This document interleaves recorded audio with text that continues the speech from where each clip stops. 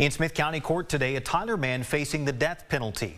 22-year-old Jamare Britton is charged with capital murder in the 2023 death of 18-year-old Deja Hood.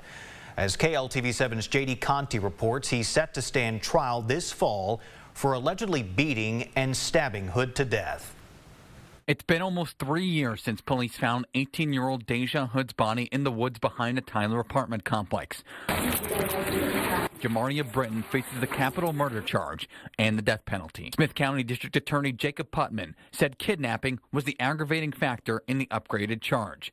According to Britton's arrest affidavit, Hood's mother had reported her missing the same day her body was found. Britton is accused of beating Hood to death in a, quote, fit of rage. Britton allegedly told investigators he became angry after he said Hood pulled his ear in a playful manner the way his ex-girlfriend used to. We're nailing down with the district clerk the dates that she can summon the big panel for us.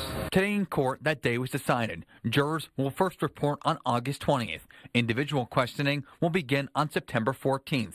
Trial will then begin on October 5th. Attorneys are still working on what questions those hundreds of potential jurors will get. I'll furnish a copy of the questionnaire that we used in that case to the state. Pretty intense and pretty good one. JD Conti, KLTV 7 News. And again, as it stands right now, trial is set to begin in this case October